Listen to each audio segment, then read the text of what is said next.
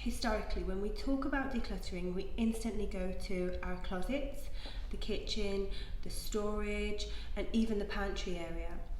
But what about our digital space? We have so much data that we don't use and we could let go of to free up more space for the things that we need. So today I'm going to show you how to declutter your email inbox, your mobile phone, and your desktop.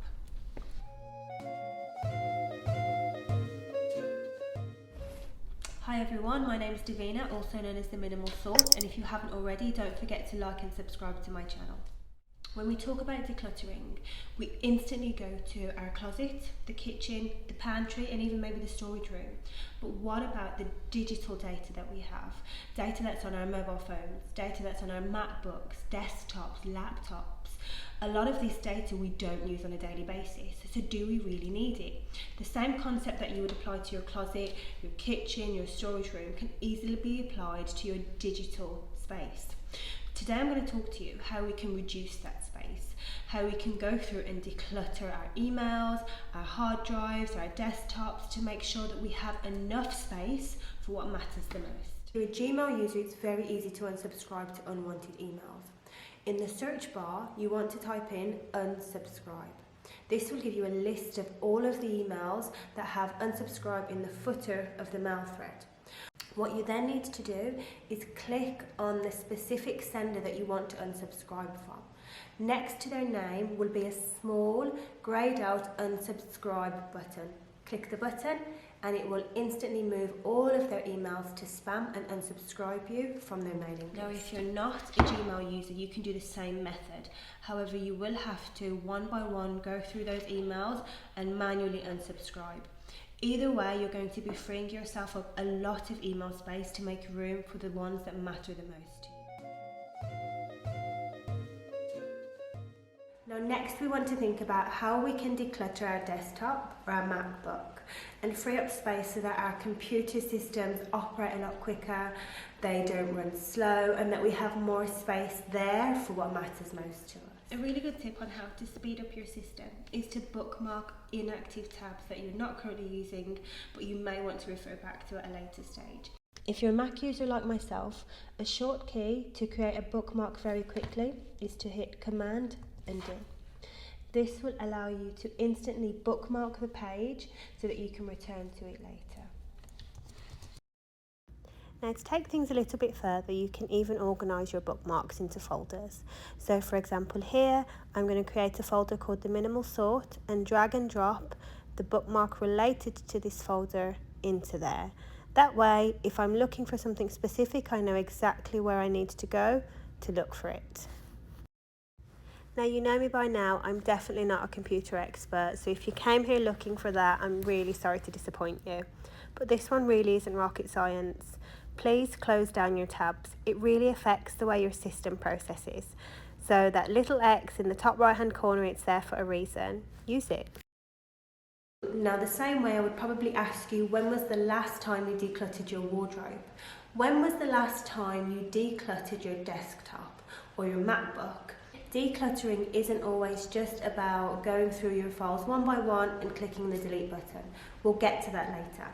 This decluttering is all about scanning your workspace to understand what you're not utilising in terms of apps, in terms of documents, in terms of systems. There's lots of software on the market that will help you clean your system. What I highly recommend is CleanMyMacX. Not only does it clean up your system, but it protects and also identifies any large and old files that you haven't used in a while that you might want to consider getting rid of. Now while I wait for the scan to complete, I'm going to use my Tocobo lip oil from So Cool to moisturise. Now, like I said before, sometimes you have to go through your files one by one to really understand whether or not you need them and simply delete them. It might feel like a really tedious task, so am I going to recommend that you do this in one entire day? No, because it is very monotonous. It might be boring and it's very tiring and time consuming. So, as I always recommend, break this task down into something small and achievable.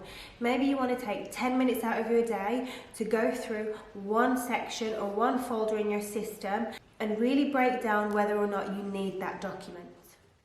A common area in the system that we tend to overlook is the downloads folder.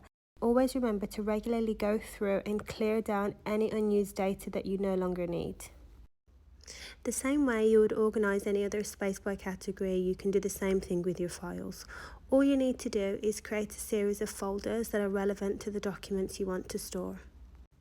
Not only does this remove any visual clutter from your system, but it arranges everything nice and neatly, and it makes it easily accessible for you in the future.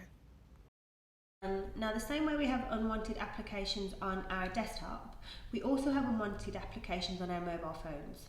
So a really good way, which you're probably already doing at the moment, but I highly recommend if you're not, is to categorize your phone screen into folders. For a user like myself, you can categorize your home screen and put your applications into folders. Now, the way you would do this is you can press and hold and edit your home screen. This, you will see all your applications starting to wiggle. That means they're easy to move, and you can move them in and out of the folders, or move applications that aren't in folders into folders. For example, my Parent Plus application, which was recently downloaded, I'm going to move this into my folder which is called Kids Stuff. Other applications, you might not want to put it in a folder, but you might still want to have it on your phone without uninstalling, because you might want to refer to it later. Now, what you can do is press and hold this application and hit remove. Now, removing will give you three options.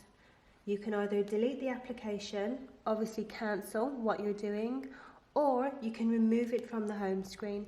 Removing it from the home screen will remove it, but if you want to look for it later, you would search for BBC iPlayer and your application is still there. Just in case you're wondering, the Tokobo lip balm is a glow ritual lip balm. Now, this is sunflower seed oil and olive oil. This will add natural vitality to moist and glossy lips. If you've managed to make it to the end of this video, well done.